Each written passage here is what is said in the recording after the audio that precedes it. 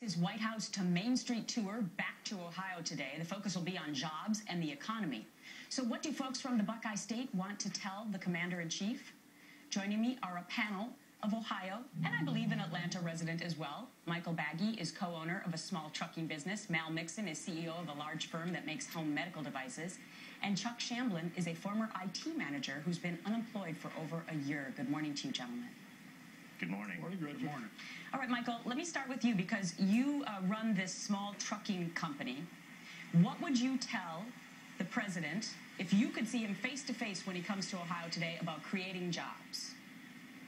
I would like to see up free lending for small businesses. The lending has tightened up so bad that we can't borrow money to update our equipment, and it's hurting our growth. And by doing this, we cannot add jobs to our company, and we're at a stalemate, and it's just hard to make the ends meet the way we're going. Well, the president has had 3 major statements to the bank so far this week. We'll see if lending to small businesses actually happens. All right, Mel, let me turn to you because your company, Invacare, makes home medical devices. And I know that this whole healthcare reform situation had a huge impact on you as a business owner. In what way? Well, Invacare is the world's largest maker of home medical products, and we are the largest public company and employer, manufacturing employer in Lorraine County. In this healthcare bill was a proposal to tax medical device companies like Invacare to help pay for the bill. In our case, we estimate the tax would have been $12 to $14 million a year, more than my U.S. profits and my R&D combined. So I was most anxious to talk to the president about this, and we really look forward to him visiting us. We sent a formal letter to the White House, and all our people, wanted him to come, and they got on YouTube and whatever. But anyway, he's not coming here, but that would have been the main thing I would have talked about. Secondly, I would have suggested that if you want to create immediate jobs, that tax credits related either to R&D or to profits overall, which you'd have to apply the exact dollars that were in the credit to hiring people. Right. So, we spend about 1.5% on R&D, and if we could afford it, we would spend more on R&D. All right. Interesting points. Chuck, unfortunately, you have been unemployed for more than a year. You were an IT manager. How has the job search been going for you, and what would you tell the president about your personal story today if you could meet him?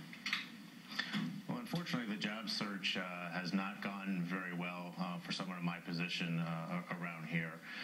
But one thing that I have found in the last year being unemployed is that, honestly, without insurance, I have found it cheaper and easier to go to the doctor and pay my medical bills than it was to go through insurance and deal with all of the paperwork.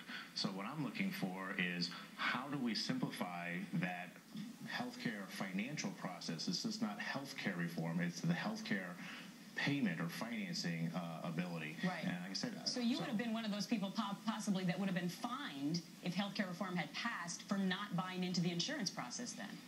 I may not. Now that knowing what I know now, I may not. I just, like I said, I found it much cheaper and easier.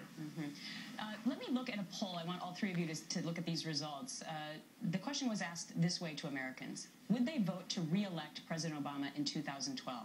This poll was just taken over the last few days. 43% of the people said yes. 47% of those said no. Michael, does that surprise you?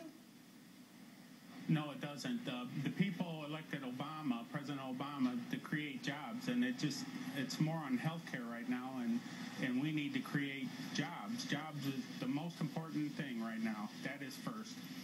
A lot of people were saying that, Chuck, for a long time, that the president should have been focusing on creating jobs. I assume that you would agree with that since you haven't had one for a year. Absolutely. I think with the jobs, then the healthcare will come along with it afterwards. Absolutely. And Mal, as an owner of a company, tell me the one sentence you want to hear from the president today about jobs. We're going to do everything we can to stimulate jobs and growth in the economy. I studied and learned about a man called Adam Smith's free hand. We need to remove a lot of the obstacles. Okay. Earlier comments were made about the banking system. Many banks are scared because of the losses. They're afraid to take risks and loan small business money anymore. But, right. We're a very fortunate company. We've grown from 300 to 6,000 employees in Lorain County, not all of which are in Lorain County. Maybe you can get together with Chuck and hire Chuck so that he can have a job. Michael, Mel, and Chuck, thanks very much for your insights. We'll see what the president has to say today in Ohio. And coming up on our show, we will go live to NASA to the launch pad to take a closer look at one of the space agency's final missions. Then his face